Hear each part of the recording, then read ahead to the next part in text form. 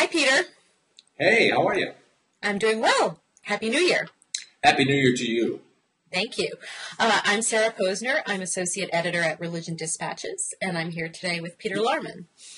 Right, and I'm a contributing editor to Religion Dispatches, and I direct Progressive Christians Uniting in California. Sarah, we're recording this. It won't be up today, but we're recording this on an interesting day, where in the House of Representatives, the Constitution of the United States is being read out loud, word by word. And That's right. I think that has a lot of religious significance. I mean, obviously, they've sacralized the document. Right? Mm-hmm. Do you think they completely understand what's in the document? I know that you've been doing some work and some reporting around an alleged threat to the Constitution of the United States coming from the usual quarter. Do you want to talk about that a little bit? Yeah, well, I think that the First Amendment, particularly the Establishment Clause and the Freedom of Religion Clause, Free Exercise Clause, is something that's not well understood by many of these sort of supposedly originalist, constitutionalist conservatives. And that is very manifest in a recent move that's really not so recent in the sense that it has been building, but now that the Republicans have a majority in the House, a move to push Republicans to investigate a supposed threat to the Constitution by Shariah law. Now, not only do these conservatives who are pushing for this not understand the Free Exercise Clause, but they similarly don't understand Islam and what Sharia law is.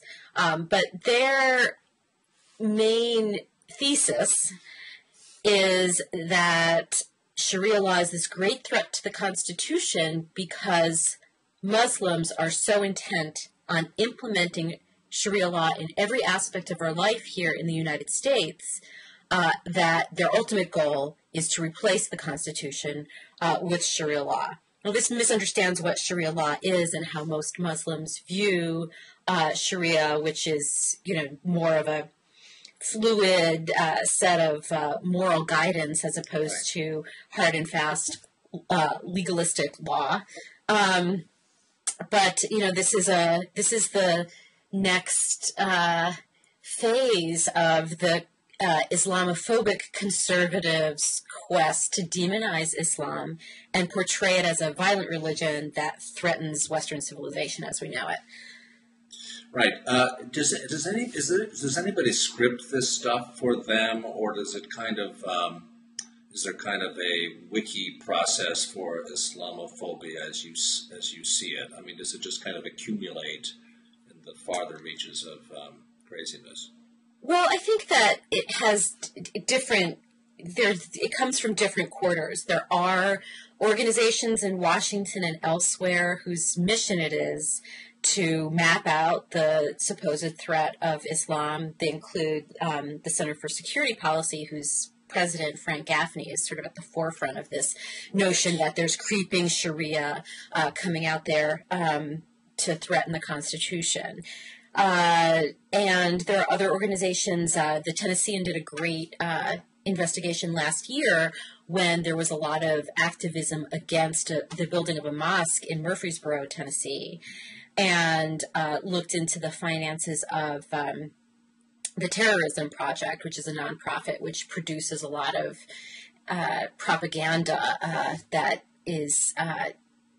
attempts to portray Islam as a threat to America, as a violent religion that doesn't have the same rights that other religions in the United States do, whose adherents don't have the same rights as other religions in the United States do. So yes, there are very organized ways of putting together films and white papers. Gaffney's group put together a white paper of sorts, and he's coming out with a book soon. There's another group to whose board Gaffney was just appointed. It's called the Clarion Fund, and they have produced numerous films that portray Islam as a violent religion that's bent on destroying Western civilization and freedom as we know it in the United States. So there are numerous, there's a little cottage industry, really, of organizations that put this stuff out there. But then it gets play at, conservative websites, conspiratorial websites like WorldNet Daily, and so that's how it kind of reverberates through the conservative universe. And, of course, this whole effort is unencumbered by any actual conversations with Muslims that would interfere with the project, wouldn't it? Yeah, I mean, they have a handful. Actual learning about yes. Muslim values. They have a handful of people that they rely on to portray what they deem to be moderate Muslims, but there's a whole range of Muslim ideas and Islamic practice, and it's just a whole universe of things that they don't even explore at all. They have a few people that they trot out as Muslims who are okay, but by and large, the analysts that they use in these productions are people who have already set their mind fast and hard on the notion that Islam is dangerous to America. Right, you've got some heavy air quotes around the word analyst there. Yes, you couldn't see me, but I was doing it. Yeah, I can see you. So, Sarah, I want to pick up the xenophobic thread in religion in a slightly different way. I think that we're both watching the move on the part of legislators from a number of states, New York Times and others are reporting this, who've decided that there's a problem with the 14th Amendment. There's a problem with there should be a big cutout, put it that way. On the we believe in the Constitution, but there are certain parts of it that are unconstitutional, they think. Right. Right. I mean, again, going back to the beginning of this chat, reading the Constitution out loud, particularly by people who would like to significantly alter the most significant part of the Constitution in terms of our legal understandings and equal protection. That's, of course, the 14th Amendment. Right. Now, people say this isn't going to go anywhere. And you're talking about the anchor baby legislation. For there to be any meaningful action by states around this stuff. I beg to differ about that. I think I want to talk about this a little more broadly, but I think what happens at the state level becomes hugely significant. And we've seen the conservative movement and conservative causes in the past do this laddering or platforming at the state level to get what they want. When I say there's religion involved in this, if you look at the people who try to move this stuff on a state-by-state basis, you invariably find conservative religious actors working this stuff, right? Working this stuff, inflaming it. It's ironic. I'm a Christian, right? It's ironic that the anchor baby thing is so reviled. Let's just first explain what the anchor baby thing is. Should understand something about aliens and infants and all that kind of stuff, but never mind. Well, let's explain what the anchor baby legislation that conservatives are proposing in some of these states is. It would say that children born to undocumented immigrants are not citizens of the United States, despite the fact that anyone born in the United States is a United States citizen. They want to change that. They want to change that. Right.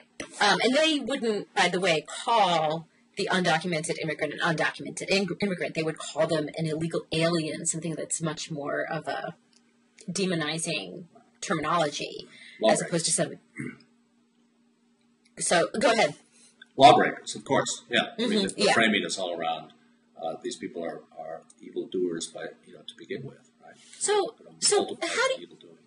how do you see religion playing a role in that?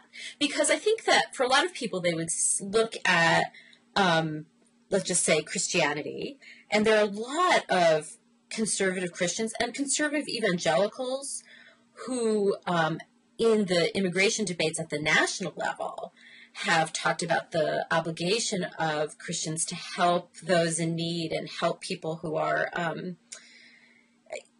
families who are here without the proper documentation and might face deportation. It's, the obligation to love your neighbor. And so are we looking at the outskirts of right-wing evangelicalism or right-wing Christianity in the activism over the anchor baby legislation? Because this is something I haven't really followed that closely, the anchor baby My sense initiative. of it is that yes, the religious people who glom onto this stuff are, well, for the most part, they're mostly Christians, and they're Christians in the sense of it should be a Christian nation, which Right. translates into a white Christian nation. The root of this is loss of control and fear of a brown planet, as folks say. And, of course, they're very quick to say that the liberal social democracies of Europe don't have generous policies like we do. We're committing, they don't dare say racial suicide, right? That's the term that was raised by the guy in Germany, right? That got him in trouble. He said the Germans are committing racial suicide. But that's underneath it. So what happens here is that the higher values of Christianity, for example, or Judaism or whatever, the universalism of it, the stated commitment to supporting the vulnerable, not demonizing them, all of that gives way to a rawer form of religion, which is the religion of whiteness and white nation.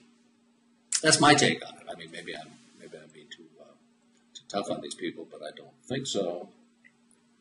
So do you anticipate pushback from the conservative evangelicals who supported some kind of comprehensive immigration reform, even though they were unsuccessful in even getting the DREAM Act passed? Right. Well, that will be the test, won't it? I mean, will they respond to this push, or will they now say, hey, we tried, we gave it our best shot, and, we're not in this game anymore, we've moved on to other things? I don't know. I don't know the answer to that. I would like to know the answer to that, because I actually think there's a lot of good moral energy in that movement around, for example, the DREAM Act, as you say, and comprehensive, sane immigration reform. Well, it was fascinating to me because I covered the religious activism for immigration reform a little bit last year, and it seemed to me that the conservative evangelicals who were repeatedly coming out for immigration reform, and they made coalitions with conservative Catholics too, and there was a group called Conservatives for Comprehensive Immigration Reform, and it had people from the National Association of Evangelicals and the Southern Baptist Convention, and sort of the usual suspects of conservatives. And they were really pushing for comprehensive immigration reform. They moved not one single Republican in Congress towards their position. And if these guys had gone to the Hill and said, let's do, something to oppose gay rights, they would have had the Republicans lining up for that. Big. Yeah, you wrote about this. Puckishly, but I think accurately. I think what you're pointing to is that the ostensible commitment to comprehensive reform among conservative religious folks is more of a grass-topsy thing than a grassrootsy thing. Is that one way to think of it? Yes, and I'm just not sure. I wasn't sure what to make of it, whether it was that they lacked the grassroots support and Republican members of Congress had a read on that just based on, constituent mail and calls and polling data, that it was something that made grass-tops evangelical conservatives look good and more, kind of softer and not so focused on the culture war issues, et cetera. But that members of Congress were not reading that from the grassroots. But I'm not sure. I mean, I do think that there are some changes going on in evangelical land, but I'm also not sure that I'm not sure that was an issue that was translating for people in this cycle. And I think that the energy that conservative evangelicals put behind comprehensive immigration reform, and then at the end of the congressional session, the DREAM Act, was not of the intensity that they do on other things. And so, yeah, it was out there, but I just didn't feel... You didn't feel like the sky was falling if the DREAM Act didn't pass. You didn't feel like the sky was falling if comprehensive immigration reform didn't pass. In fact, for these conservative evangelicals, they were happy to let the whole thing go if it included rights for same-sex couples in comprehensive immigration reform. And the Catholic bishops the same. And the Catholic bishops the same. The same as right. the Catholic Church. That is to say, it was, yes, exactly. I'm here in the Diocese of Los Angeles, by far the right. largest diocese. Right. Nobody gives a better speech about immigration than Roger Mahoney, but it's not a non-negotiable thing. The way right. And so, for Vatican, ideas on sexuality exactly. So I think that non-negotiable, and you will do this. And so I felt like it didn't have the intensity because they were willing to let that go over that, over the 30,000 something same-sex couples that don't have the same rights as heterosexual couples do, and getting a green card and all of that. Yep, you and I see that one together. I mean, here's the test. Here's the acid test. Has anybody been threatened with excommunication, let alone excommunicated, for not stepping up on immigration? I don't think so. So is there a progressive religious counter-movement to the anchor baby legislation? As always, on the progressive side, scattered. I don't think people take this seriously enough, what it really portends. I mean, if you can do that to the 14th Amendment, and I don't know quite how it could be done, but I mean, the very idea that you could do that is kind of the beginning of the end, isn't it? I mean, in terms of, and it goes back to, you were talking about the Islamophobia business. It goes back to, so what then happens to the Constitution? Should there be, and I know there will be, it's a question of when, not if, should there be an incident, a terrorist incident that can be traced to homegrown Muslims, right? Then what happens? I don't think that religious progressives think comprehensively enough about how these things relate, but then that's an old refrain of mine. That's why we need better networking and better opportunities to think strategically about if X, then what, right? And do the deeper level work. I actually wanted to say to you, we're talking about moves on the part of state legislators to mess around with the 14th Amendment. You've also got other, I'll use a theological word, you've got other malarkey going on at the state level, this fomenting of resistance, massive resistance, a term that goes back to Strom Thurmond, doesn't it, to the healthcare law? Right. That's very big in religious rights circles. I mean, I think that a lot of people viewed the opposition to the healthcare reform bill as a Tea Party thing, but it was such a big issue among religious conservatives. And say more about that. Say more about the strength of that in the religiously conservative community, because I've never gotten why that would be such a big deal. Is it the socialist threat? It is. Is Medicare That's exactly actually it. run by Satan and nobody's told us? I mean, yes. Oh, yeah. You didn't know? No, it is. I'm always willing to learn. It's very Medicare much. saved my mother's life, but it could be Satan. It could be Satan himself. Maybe Satan wants to save your mother's life. No, in all seriousness, it is about. At its core, it's about this question of what is the proper role of government versus the proper role of the individual and the family and the church. And so this is something that's very much at the heart of religious right, theological, and political ideology that I think people don't understand if they only see the religious right as something that is opposed to gay rights and abortion, because at its core, it's very much about, well, God ordained these certain rights for us to have. The government doesn't give us those rights. The government has very limited role to play in enforcing criminal law and things of that nature, but it should not overreach into doing other things that God didn't intend it to do. And the language that religious conservatives that I've talked to over the last year use in connection with this is tyranny. This is not mild language about, well, maybe it's too big government and it's going to, cost too much in taxes and explode the deficit and things like that. No, it's very much about the government is intruding on your life and interfering with your right to practice your religion. And some religious conservatives even got an exemption from the mandate in the health care law. Because they said that, they have these, what they call healthcare sharing ministries, which have at the state level, again, working at the state level and the federal level. At the state level, they've received exemptions from them being regulated as insurance. So even though it's a substitute for conventional health insurance, they've succeeded in telling state legislatures in most states that this is not really insurance, so we shouldn't be regulated by the insurance commissioner. So therefore, we don't have to have the reserves that an insurance company would have to have in the event of a catastrophic event where they'd have a huge payout or something like that. So they just pooled their resources and pay for each other's healthcare bills.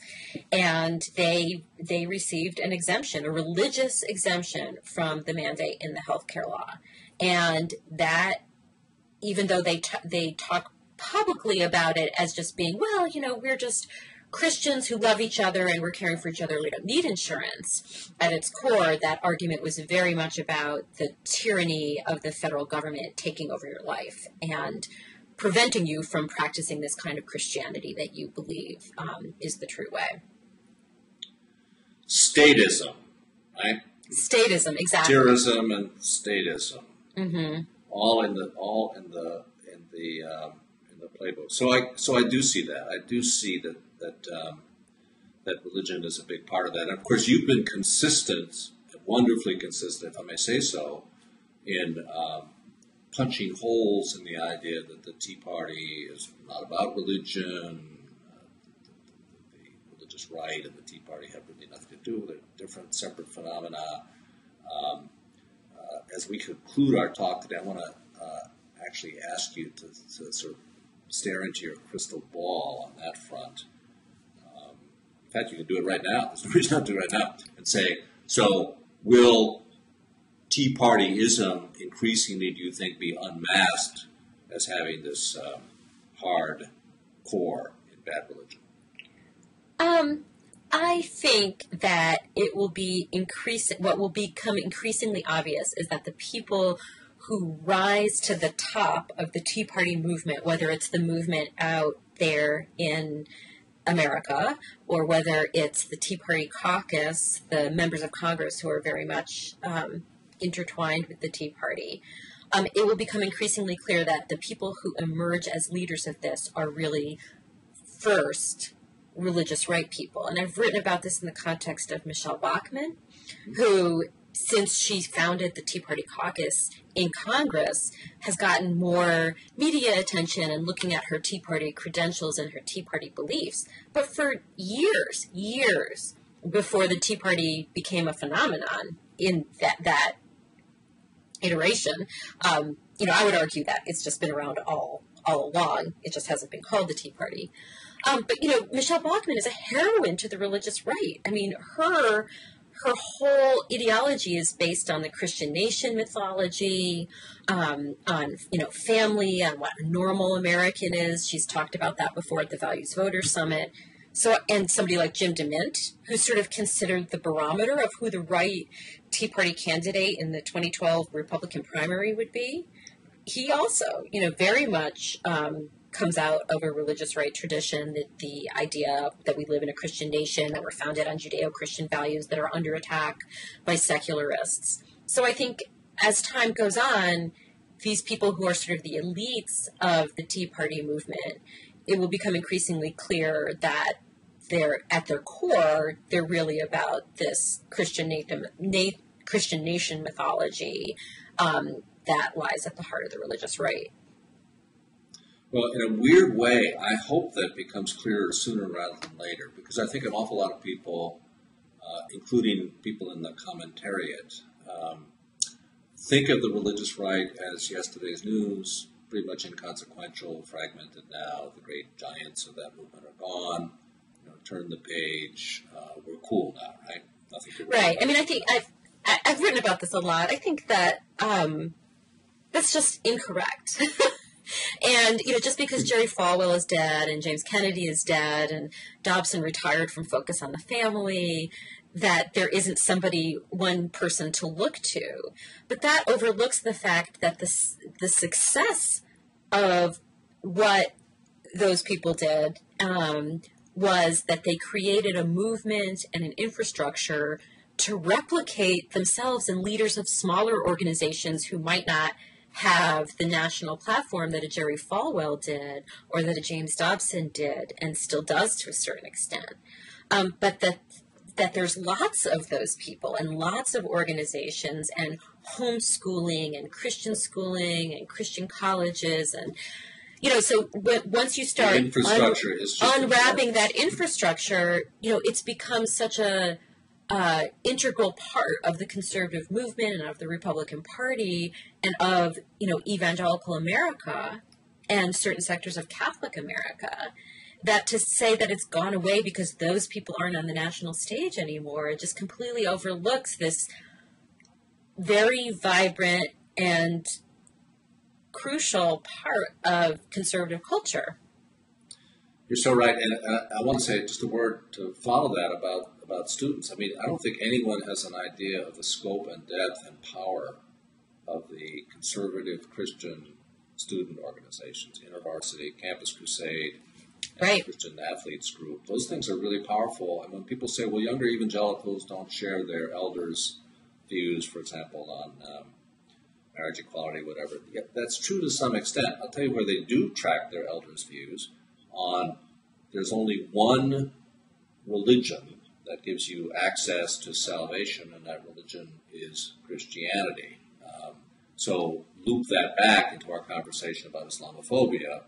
If Islam is essentially a false religion that sets up Muslims, doesn't it, for othering and for all kinds of demonization. I mean, it just does. So, yeah, there are changes, generational changes among conservative Christians, very conservative Christians, but they're not as decisive as some of the little headlines you see would have you believe, I don't think. Right, and I think part of that has also been the marketing strategy of conservative Christian organizations, like Focus on the Family. Right. We don't have stocks anymore, right? We wear jeans and don't cool dunk t-shirts. witches anymore. We're cool people. But also that this idea that evangelicals are interested in issues beyond just abortion and same-sex marriage. And, so a lot of younger evangelicals like to talk about doing something about international sex slavery and sex trade and other sort of what might be considered, sort of helping other people kinds of issues. But I do also think that beyond sort of sharing their elders' views on the true path to salvation, I think that they also, that there's some internalization of this idea of what government should do and what the church and individuals are supposed to do. And one of the things that I've seen over the last year or so is an effort by conservatives to counter Glenn Beck's demonization of social justice, because they don't want to be seen as the people who say social justice is bad and helping the poor is bad. But they use that effort to help the poor and their intentions to help the poor as a way of talking about what the proper role of government is and what would constitute, unacceptable statism and what the role of the church and the individual are in helping the poor and helping people out of poverty. And it's very much, an anti-government message. And I think that people are unaware of that. I think people are, unaware that evangelicals disagree with Beck on this thing, but also unaware that this is a way for them to package an anti-government message. Right. And just sticking for a minute, then we're going to pull back and look at the national scene and have some fun with it. But I've been in this conversation thinking a lot about what's going on in the states. We do have efforts by religious progressives in my state of California, in Illinois, and some other states that I know of, to rally people around. We have different words for it: social equity, enlightened policy, shared prosperity, social contract, common good. And this is necessary, of course. It's necessary. I mean, here in California, Governor Jerry Brown, in his return engagement, gave a very good inaugural speech and cited the philosopher Josiah Royce, who was a sort of religious mystic, among other things. And Royce had this idea of loyalty that goes beyond one's own interest, loyalty to the community. Brown turned that to be loyalty to California. But the same governor on Monday, again, this is sort of anachronism because this piece won't be up on the site by Monday, but very shortly the governor will unveil a budget that's far more draconian than anything we've seen from Arnold Schwarzenegger. So it's obviously required that religious people step up and say, wait a minute, what kind of future are we building here? But apropos of what you just said about the evangelical frame, it will be hard to get a lot of committed evangelicals on this particular bandwagon with other religious groups because of their restrictive view of what government should be about. Right? Their idea of social equity is, well, we can do that. We do it. Right? Yes. We do it in our megachurches. Right. Yeah. And we don't like taxes. Remember, if you're a real Christian, taxes are very, very bad. Well, I mean, I've heard conservative evangelicals say that taxes are unbiblical. So let us do this. Let us do this. Let us pull back a little bit and look at the big picture. You're there in D.C., and I love the D.C. scene. I love the fact that, and you wrote about this, I love the fact that you mentioned Senator DeMint, that we've got these people in the Republican field, or at least what we think will be the Republican field, brushing up their God talk. Do you want to say a little bit more about some of these people? Well, and why that seems to be important to establish their credentials. Then I want to talk about our president for a minute, too. Right. Well, I think for the Republican field of presidential aspirants, it's, long been known that to win, you have to win Iowa, or it's obviously Mike Huckabee won Iowa, but he didn't win the nomination. But obviously it's very important to win Iowa, win the early states like South Carolina. And there's a big evangelical population among Republican caucus goers in Iowa. And so the Republican presidential hopefuls are going to go to Iowa, and they're really going to talk up the God talk. And they're going to talk up, big government and deficits and all of that too. But trust me, there's going to be a lot of God talk. And the thing I wrote the other day, the post I wrote the other day, was jumping off of an ABC News report that Michelle Bachmann has expressed interest. She keeps coming up in our conversation, expressed interest in running for president. And I just thought to myself, wow, that's just so much. There's going to be so much God talk. I mean, last year there was a talk of someone like Mitch Daniels possibly running, and he wanted to tone down all that culture war stuff. But now we've got Bachmann and Palin and Huckabee and Pawlenty and Santorum, all people who very much like to wear their conservative religious credentials on their sleeve. I didn't know that about Pawlenty. I thought Pawlenty was more of a, business-friendly guy, but not all into all that religious stuff. Yeah, he is. Oh, yeah? Yeah, and now I'm trying to remember what he said. I heard him say in a speech last year, but it was very much geared towards this God talk kind of thing, and now I can't remember what exactly it was that he said. But it surprised me that he went as far as he did in that regard with the religious talk, because he was speaking at CPAC, which is, the big conservative gathering that doesn't have quite the same religious fervor that the Values Voters Summit does. And he did it there anyway. And he is a conservative evangelical, goes to an evangelical church. And so I have no doubt that he's really going to try to sharpen that rhetoric if he does go to Iowa and run for president, run for the Republican nomination. And so it just seems to me, it just seemed that the field is going to be so crowded with that sort of talk, even more so than in 2008 when it was pretty crowded with, Huckabee and Romney and Fred Thompson, all trying to sort of compete for that vote with God, I cringe, McCain I cringe at the thought of it. So of course one of them will be lucky enough to be nominated and then get to run against a Muslim. Right, won't that be easy for them? Yeah. Well, let's talk about Obama and the religion. Let's talk about Obama. I mean, doesn't he have a problem? I'm just asking. Doesn't he have a problem in that? I think officially now he says he's got a number of pastors, but his church is the chapel at Camp David, a military facility. Well, my feeling is did he say that he didn't actually? They never ended up in a church. What we would recognize as a church in D.C., which I'm a United Church of Christ person. A lot of people were disappointed that he bailed out of the United Church of Christ. But how's he going to do this? How's he going to fully establish his Christian credentials without starting a lot of what will obviously be phony, sappy talk about Jesus loves me?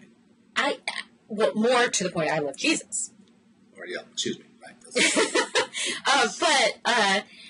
I think, my feeling is, we don't have a religious test for public office, or that's what the Constitution says anyway. You don't have a religious test for public office? What planet are you living on? Well, we shouldn't, right? And so, for me, personally, I don't care if Obama goes to church or not, but I know that it does matter to a lot of people. I think that also that there was some trepidation about making a scene, that like if he picked a church, then that would come under the kind of scrutiny that Jeremiah Wright's church came under in Chicago, and that he didn't want to do that to a pastor. And surely there are plenty of churches in D.C. that are just so, non-controversial that wouldn't be an issue. But I think that there are people who would want to go after Obama, that they would make an issue out of anything. No matter what. So I can, let's just say, in fairness, he does get extra scrutiny. He gets scrutinized like nobody else ever. Yeah. But I think he's made a mistake. And I'm not saying this is my view. I'm saying this because I have talked to people who think this, that he's made a mistake in really playing up this, I've got Joel Hunter as my religious advisor, and he and Joshua Dubois, who heads Obama's faith-based office, send me scripture on my BlackBerry, or we pray together in private. And, periodically you'll see a story come out in the New York Times or the LA Times, which just, the sole purpose of it is to say Obama received scripture on his BlackBerry from Joshua Dubois, or he prayed with Joel Hunter. It's all sort of seeming to, You're not saying that right. It's a scripture. You have to talk the talk, Sarah. You get a scripture. So, but I think that that doesn't ring true for a lot of people. And I think it's something that they have thought, that the White House has thought, this will solve it. He doesn't have to go to church, but he has people praying with him, and he has people sending him devotionals on his BlackBerry, so, everything's good. And I just don't think that is playing. It's never going to play with the conservatives who think he's a socialist Satan or think he's a Muslim. But I don't think it's playing with the people that he intends it to play with. Well, because it's not what people recognize as having a religious life. It was one thing when Clinton was, in his penitent mood, and he had how many people who were his, they were going to, keep him on the righteous path. Remember that? It was like Tony Campolo, I can't remember who they all were, but it was sort of like a little panel of penitential assistants, right? Obama, in as much as our politics is capable of departing completely from reality on this issue of Barack Hussein, Obama continues to hover. Obama, to be a Christian, has to go to church. He has to go to church. Well, someone said to me that people who do go to church kind of look at the getting a devotional on your BlackBerry as kind of creepy. Well, I go to, so the point of view is, I spend the time to go to church and, interact with the people there and with the pastor and whatever, seems sort of, easy to just read something on your BlackBerry. So it doesn't really ring true to people. But, I think he's in a tough situation there. Like, I feel like I just, part of me, I recognize that that this is what a lot of people want to see. They want to see the religious commitment from the president. I just wish that weren't so. Well, I don't want to be misunderstood. I'm with you on that. I think it would be horrible for him to go through, some show process, horrible and unnecessary. What I wish he would do, honestly, is quote my old friend William Sloane Coffin and say that going to church no more makes you a Christian than being in a garage makes you a car. And then every time somebody raises the question, say, see my previous statement on the subject of Christianity. But well, do you think, here's something, for that. I'd love to get your perspective on this, because I wonder if, I've wondered that whether he has lacked the sort of, not necessarily Christian rhetoric, but the sort of more soft religion rhetoric that he had early in his ascendancy, where he talked about, there's, what was the quote from the 2004 Democratic National Convention? We worship an awesome God in the blue states. And some of that other sort of just kind of, soft but broad religion rhetoric, and also recognizable as coming from a religious place and a deeply reflective place, or at least a spiritual place. Right. But also, the model for that, of course, is Obama's favorite, American icon, Abraham Lincoln, who did not go to church, right, but who conveyed very, very clearly that he'd worked this stuff through. But I wonder also if Obama, even apart from overtly religious rhetoric, has not demonstrated the fire in the belly that could be read as religious or spiritual, or at least dedicated to some sense of justice. That he's a little too, I feel like we're going back to that whole, the Democrats are too wonky and they don't talk, emotionally enough, and we're back at 2004 and, criticizing John Kerry over this. I feel like, this is sort of a recurring conversation. But I wonder, if in Obama's case, it's a recurring conversation, by the way, that I don't like. But I wonder if in Obama's case,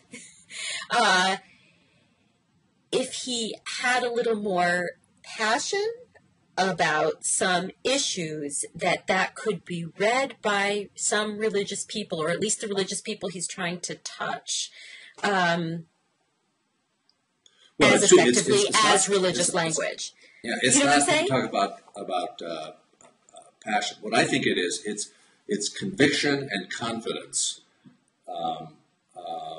which come through powerfully. It's the music, not the notes. Do you see what I mean? It comes through powerfully to people. I think, for example, he keeps missing these moments that we would say in church are teachable moments. He keeps missing these teachable moments. You saw his administration just backed away from Medicare the end-of-life funding counseling for times when doctors, in the course of annual checkups, might speak to their patients, their Medicare patients, about end-of-life stuff. Frankly, he would win over more people than he would lose politically, but also he would show his hand a little bit in terms of where his conviction is, where instead of assigning, the retreat to some unknown spokesperson, right, who said, oh, well, it's a technical thing. would have been great for him to say, you know what, we did actually issue this regulation. I know about it. I favor it, and you all favor it.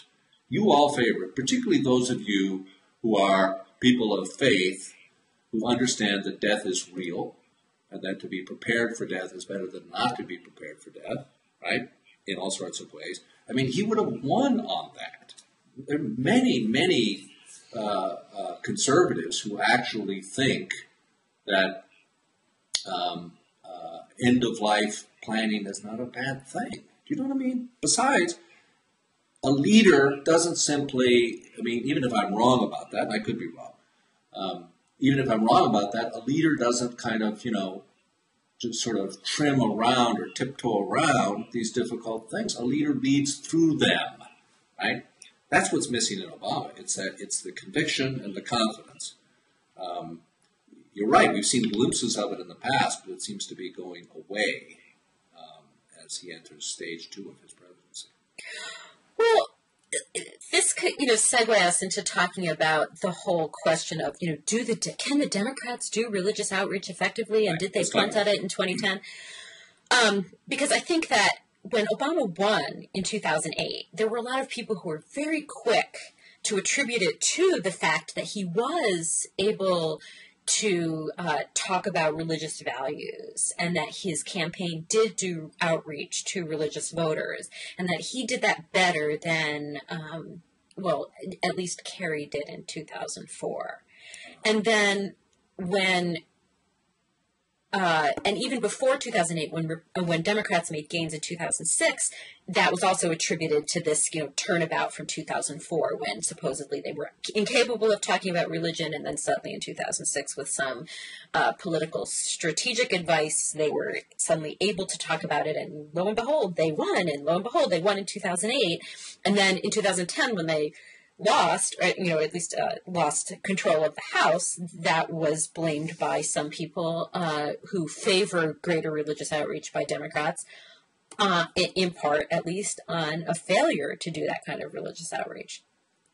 But, I think that many pollsters and analysts have concluded that there were many other factors other than religious talk that went into the Democrats' loss in 2010. But would it help the Democrats in 2012? Would it help Obama in 2012? And what would it look like? I don't even like the expression religious outreach.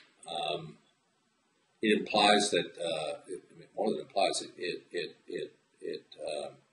insists that voters who happen to be religious have certain little triggers that are different from the ordinary civic triggers, that they have concerns that are, very different, and that you need to, push all those buttons, and in effect,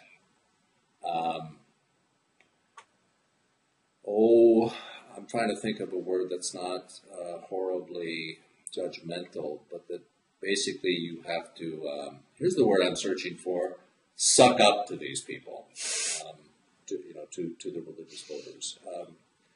I just think that's wrong. I mean, what I would like to see is and I'm sorry to be romantic about this, but I would like to see a candidate, again, another one who, didn't have much to do with religion, but, who in a Rooseveltian would say the defining moral issue of our time is want. The defining moral issues of our time have to do with excessive privilege for some and nothing for the masses, declining prospects for the masses. I mean, to me, those are clearly and unmistakably religious themes. I mean, my sense of what religion is about is ethics, right? The Commonwealth.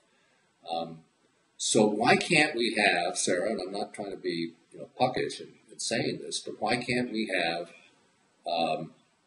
communication with religious voters that goes to the core themes, what Abraham Joshua Heschel would call moral grandeur. What kind of society are we? And of course, And Obama's in a very weak position on this, but of course the question of peace has to come into this. Sadly, he can't do much with that unless he fixes this Afghanistan thing right quick, which he's not doing. Well, I think that just to play devil's advocate, I think that the Obama administration would argue that they have done that, and that they have done that through the faith-based office, where they've used the rhetoric and the reach of the faith-based office to argue that they are working with faith-based organizations to help lift people out of poverty. I don't think that they have any empirical evidence that anyone has been lifted out of poverty as a result of that. I think it's to a large extent kind of a show of, like, oh, we partnered with this organization or this whatever. And, I think there's also, constitutional problems still with the faith-based office. But I think that they would argue that that is their mechanism for doing that. But that's nothing. I mean, it's nothing. First of all, most of what they're working with through that office, it has to do with charity, not justice. I mean, what I'm talking about is that's an interesting distinction. There's a justice issue for you. You see what I mean? Stopping foreclosures. Stop siding with the banks and start siding with the millions who are at risk of losing their homes. That's what I'm talking about. Right. All those big issues, the things Jesus called the larger, weightier matters of the law, those are the things that resonate religiously. Now, of course, they would bring out the religious right would go batshit because they would say that's completely. But is that what Obama is afraid of? Do you think? But the people in the middle, right? Have I'll talk again. As a Christian, I'll talk about churchgoers. The people in the middle who go to church, they get that this is about flourishing together. They get that this creed is essentially about taking care of one another. They get that. But do you think that part of what holds Obama back is a fear of the backlash from the religious right? Do you think he's? Do you get the sense that he is? I do. Or that his advisors they're still skittish about Jeremiah Wright and all of that. I think he and his people have not taken the measure. I really do. Of what religion is about at a deeper level. And so they haven't stepped out. I mean, I've felt this about this administration. I'm sorry. I mean, I still continue to hope and pray for better outcomes and a revived moral center to this administration. But I don't think that they were willing to step out. What is the biggest single religious issue in the United States today? It's not abortion. It's not any of these things. It's concentrated wealth and savage inequality. That is the core religious issue in the United States. If Obama and his people had consistently stepped out on that, they would not have suffered this shellacking in the midterm. I can tell you, if they had consistently identified with the mass of people who do not make $250,000 a year, don't even make $50,000 a year in this country, right? They would have done so much better, but they didn't do that. I mean, I'm sure William Daley is going to be on that when he takes over as chief of staff. So. Oh yeah, I mean Sperling and Daley and the new team there are all. I mean, I don't have words to express how disgusting this is. They're all out there. Isn't Daley a third way board member or something like that? They're all out there in that. They're in the what I would call the Democratic Margaret Thatcher wing. There is no alternative to hyper-capitalism. Right? There is no alternative to free markets. There is no alternative to inequality. We'll try to mitigate it a little bit. We'll try to make sure that the rising yachts lift a couple little dinghies, but that's it. We're not going to talk about limiting the power and privilege of the overclass. That's off limits. I mean, somebody said to me, maybe it was you, somebody said to me, well, of course Obama identifies with this people because he and Michelle are among parents of kids who go to the Sidwell Friends School, they're the poor people. Right? No, that wasn't me. But anyway. Well, I mean, somebody said that, and it's true. I mean, the identification there is with the people I sometimes call achievatrons, right?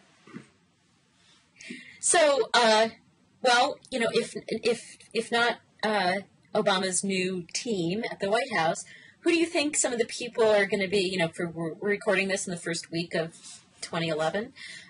Who are going to be some of the people in the world of religion that you would watch this year? Well, I am really hoping that, and I think there's a possibility of this. I am really hoping that and I see some evidence of transition here. And here I'm not talking about individuals so much as sort of categories. I think the people who do faith-based community organizing, that is to say the people in the organizations that all descend from the work of Saul Alinsky, are beginning to understand that their scope of work has been too limited, that they've got to get out on some of these bigger public policy issues. I mean, the whole theory of faith-based community organizing is you get people together on very local common denominator things. A child gets killed at a bad intersection, you force the city authorities to put a stoplight there. That's the core of it. But I think that they've been encouraged to think more broadly, and so I see some evidence that these groups will emerge in a somewhat stronger way, particularly in some of these state fights, and maybe stop fighting each other, which would be great, right? Mm-hmm. There's a history of the children of Saul Alinsky hating each other and not working well together. Mm-hmm. That would be a welcome change. I think the whole worker justice movement has big legs under it.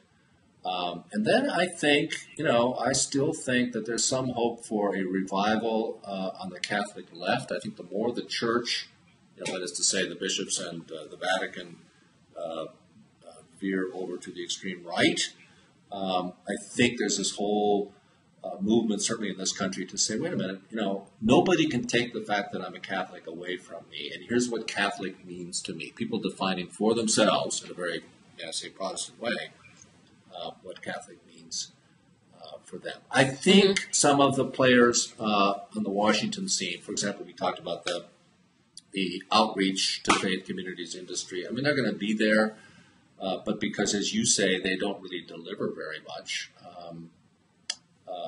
I don't think they'll be quite as prominent. At least I hope not. But you are the person who knows more about ins and outs and ups and downs than I do. So tell me who some of your picks are, people to watch. Well, from my perspective, just because I cover the conservative movement and the religious right so closely, I would watch for the people who have been depicted as Tea Party leaders, like we talked about earlier in this conversation, emerging as with new prominence in the religious right, in part because they also have the Tea Party stage. So people like Michelle Bachmann or Jim DeMint, I think they're going to start to curry some more prominence in the conservative movement. And it'll be interesting to just see how it's going to play out between the people who are the Republicans who are going to run for president, because I think it's like I said before, a very crowded God field. I think that Obama's faith team, for lack of a better word, some of the people that he appointed to his first round of his advisory council to his faith-based office, and some of the people that he's so strongly put out there, or the White House press office has put out so strongly there as being his spiritual advisors.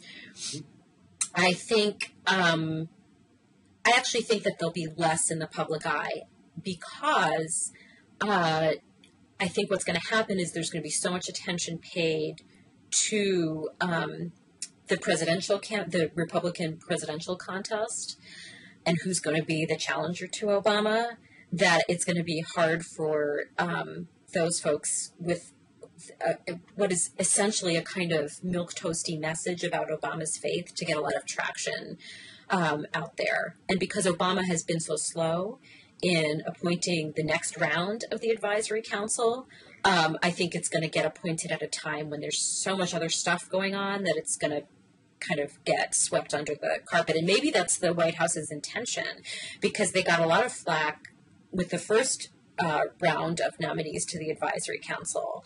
And I think perhaps, it's a thankless task to try to figure out who's going to be on it. And so maybe they will try to do it kind of more quietly this time. I don't know. I'd be good with that. But and I don't know what kind of role the advisory council would even play at this point. And I think that you're going to continue to see the sort of political strategist class in Washington back and forth this question of, should the Democrats be doing more faith outreach for 2012? But my read on the Democratic Party structure and the inside players there is that they have very little interest in that. Right, there's a big disconnect. Maybe that particular operation will finally be, you've done a pretty good job, but will finally, be completely seen to be pretty hollow. I sort of hope so. You got any picks for people who are going to be, prominent religious figures in the United States who are going to be, caught with little boys or anything like that? I would not dare. I would not dare to make such a prediction. We'll talk privately. I have a few candidates. Sarah, I think our time is about up. This has been thrilling and energizing, and I look forward with you to be parsing the headlines and watching all these things with great intensity in the months ahead. Thanks, Peter. It was great chatting with you. Wonderful. Bye-bye. Bye.